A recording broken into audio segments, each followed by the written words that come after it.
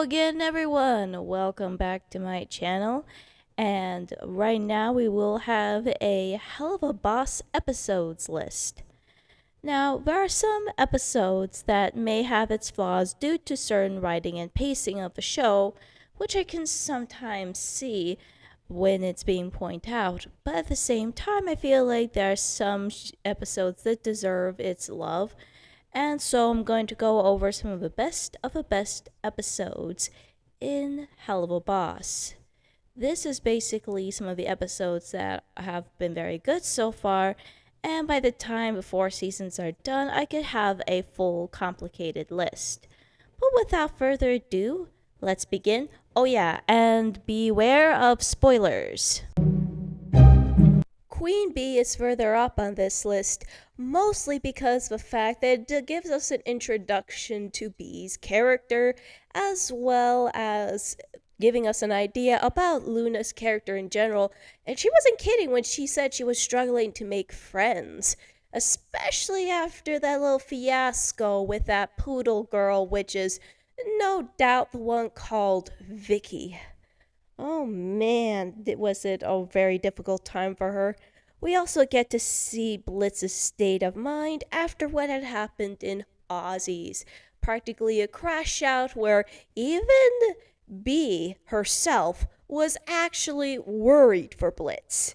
Yeah, if she, the party animal, is actually that concerned about this poor guy, that definitely speaks volumes of how bad of a state that he's in.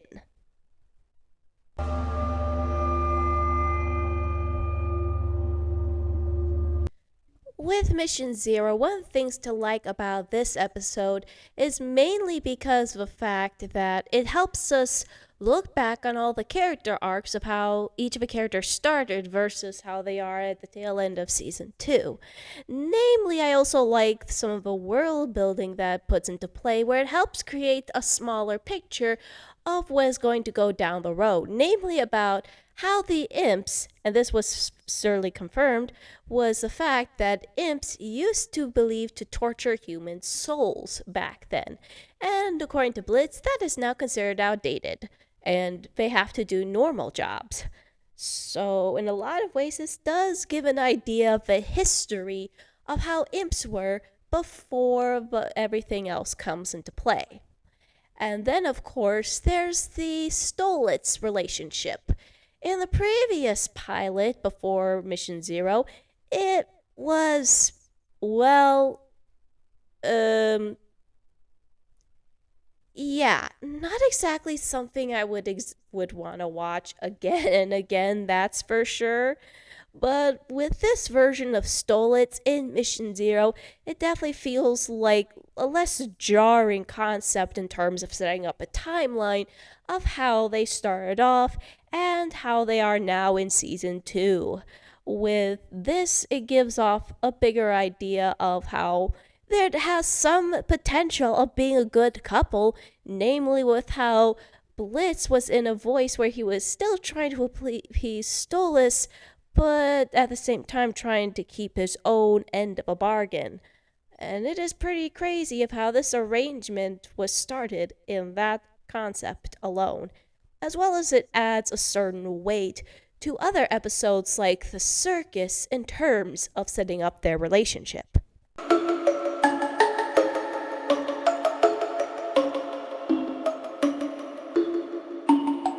Personally, I feel like Truth Seeker is one of those essential episodes for the series, and maybe you can understand why.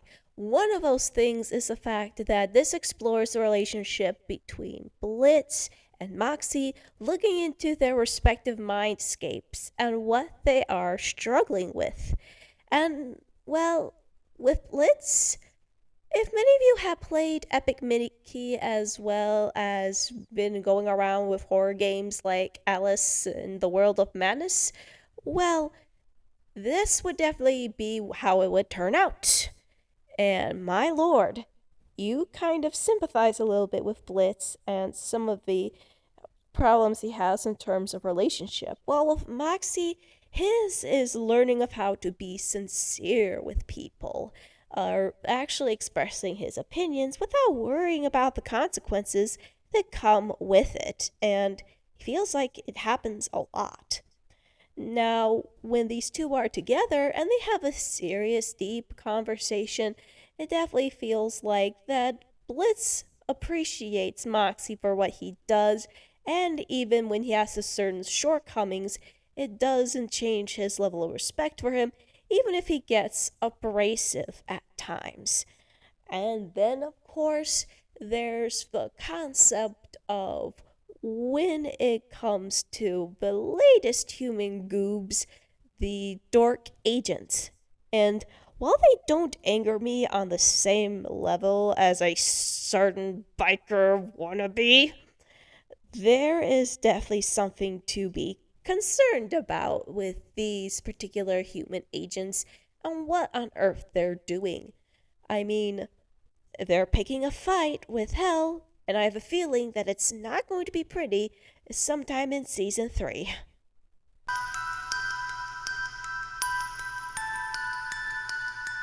X's and Ooze was a bit of a tricky placement because this is an episode where we explore about Moxie's psyche and the life that he has lived before joining IMP. Apparently, his dad was part of this mafia over in the Greed Ring, and he's had a traumatizing life living with only his mother as a source of comfort. His dad, Crimson, You all right? You've always known he was a giant piece of shit. I think Millie best puts it that way. Yeah, this dude is a pain in the butt. Crimson practically beats the living daylights out of Moxie and even threatens his wife to his face. Poor Millie is trying to figure out what's going on, and heck, even Blitz sympathizes with him. It doesn't exactly help the fact that the ex-boyfriend of Eminem shows up. That's right. Apparently Chaz had dated the two of them. Even Blitz doesn't understand how someone as sleazy as Chaz had managed to win those two over at the time. And it doesn't change the fact that he sympathizes with Moxie up to the point where he does some personal digging with Chaz, ultimately leading to a nice showdown and a brief but yet happy moment where Moxie finally stands up to his father, which, you gotta admit, was not a very easy thing to do.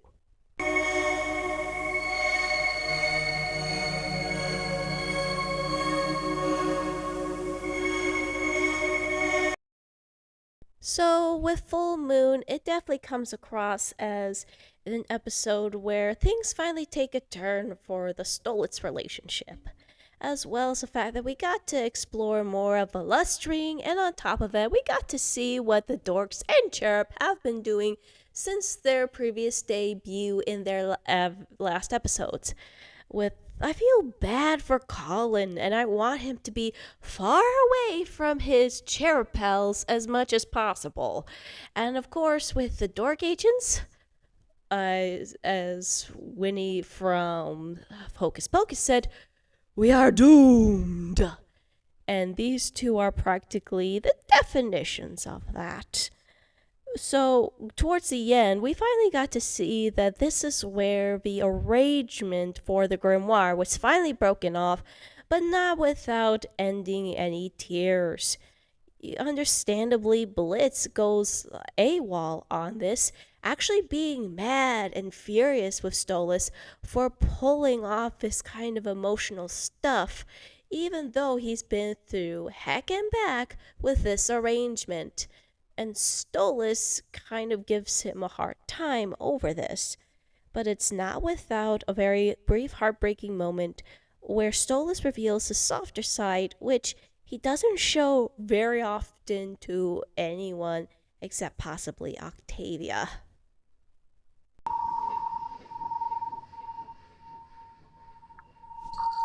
One of the reasons why Mastermind is on this list of great Helluva Boss episodes so far is the fact of the consequences and the world building that is put into this.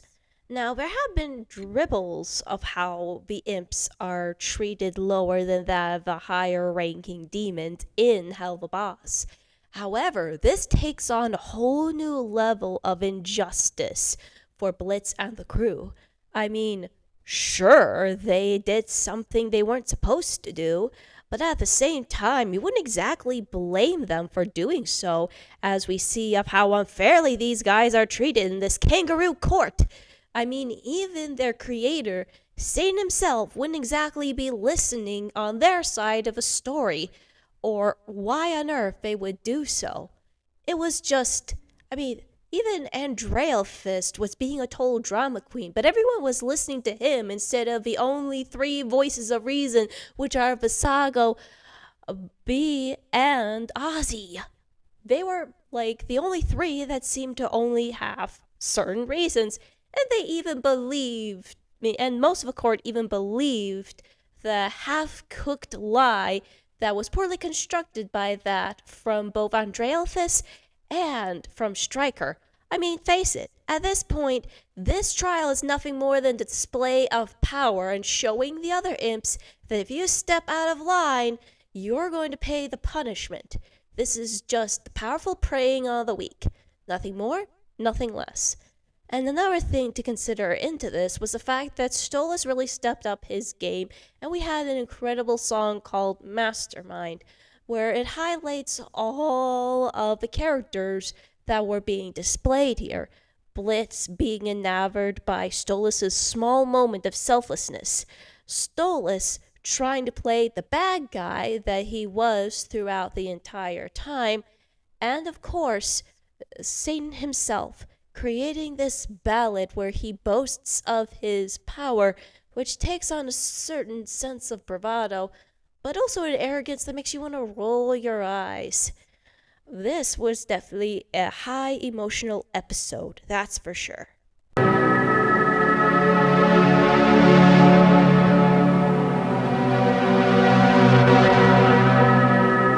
The circus is definitely where we got to see the backstory of how Stolitz really began, of why Stolitz was so enamored with Blitz in the first place. When Stolitz was a little kid, he was excited at first about his royal duties and taking on responsibility, as any other kid would when they're experiencing jobs or learning about this sort of stuff at the same time.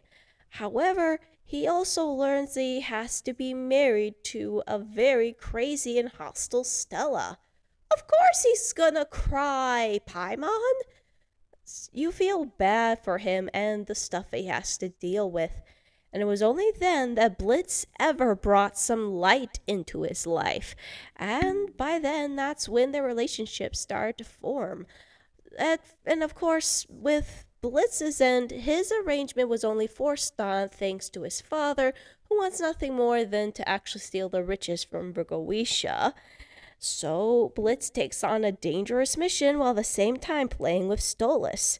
However, Blitz makes Stolas feel a little better about himself, and while they're playing, it feels like in a lot of ways Blitz recognizes Stolas as a young kid who just wants to play and is socially awkward.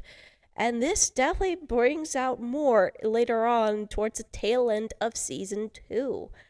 And this is also the final turning point that we get to see in Stolas, where he finally stands up to Stella and acknowledges the fact that what he did with Blitz was pretty messed up and wants to make things right, for real this time. Which is definitely where you get to have a little bit more respect for Stolitz's character. I mean, I'm not dismissing all the bad stuff that is happening, mind y'all, but this is definitely the turning point to his character arc.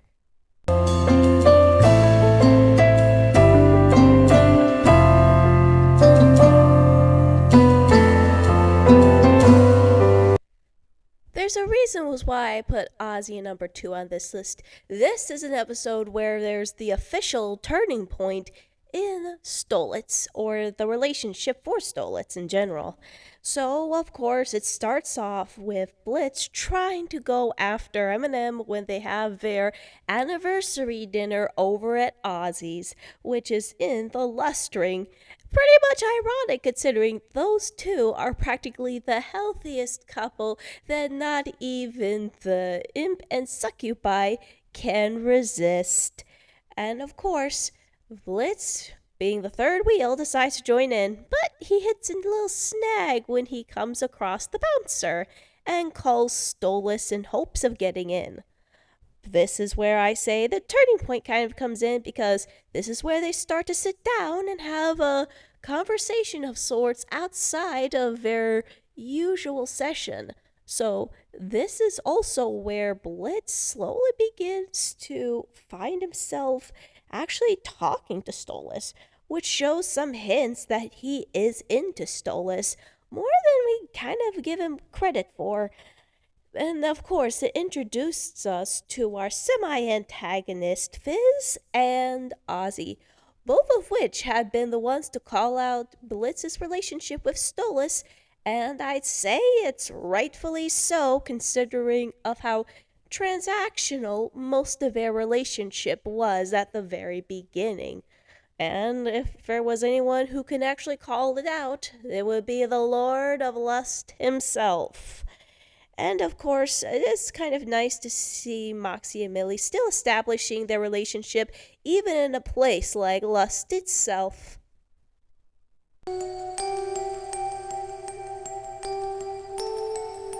Oops was anything but. With this one, this was where Fizz and Blitz finally made up as friends, as well as we got to learn about their past together, as well as what gave them their scars. I didn't do anything. It was an accident. An accident? Are you kidding me? You always had it out for me because people liked me better. You wanted me gone because you were jealous, just wanting the spotlight. I looked up to you. I thought you were my best friend. You ruined my life. And then you just left me. I lost so much because of you, and you selfish piece of shit. You didn't even... Holy cow. It's amazing that neither of them died, considering they were that close to the explosion. I mean, we do feel bad for both of them. Blitz especially, because what had happened was an accident, and he didn't know of how to handle it. He was living with that guilt for years and has never forgiven himself. I mean, if you just listen to his dialogue, you can't help but feel bad for Blitz at that point. And of course, you feel bad for Fizz as well, because he has to live with these scars, the physical and emotional ones, for the rest of his life. However, weirdly enough, Fizz managed to find the good out of it, and this was something that had to happen for poor Blitz after everything he's been through.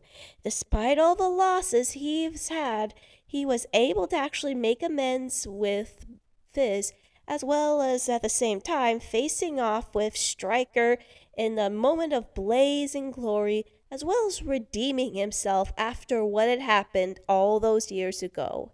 This was a very emotionally driven episode, as well as it was a good way of introducing us to Fizz Modius and fall in love with it in general.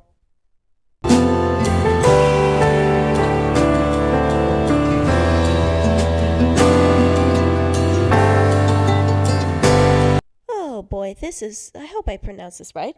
Memon's mid-season special spectacular was definitely a very interesting musical episode with multiple songs, as well as we got to see Fizz at his best, allowing him to have a moment in the spotlight longer than we have in the usual IMP crew. And it's understandable that we can't help but cheer him on as he tries to go up against the Glam Sisters, as well as dealing with the pressures that come with a fandom. This does explore the dark side of fame, as well as making us feel bad of when we have a proper introduction of Mammon, the epiphany of greed. Though you have to admit, it was nice that Blitz actually joined in so he could actually sass off Mammon, as well as giving Fizz a chance to actually back out of a competition, or at least have some courage to actually walk away from the fame. I mean, after all, he's been doing this stuff for 10 whole years. Poor Fizz needs a break, and I think he just needs something else to do. And it does make me hopeful that things will get better for them in the future, and I also hope Fizz would actually be more apparent in season 3 of the Helluva Boss. So what do you guys think? Which do you think were the best episodes so far?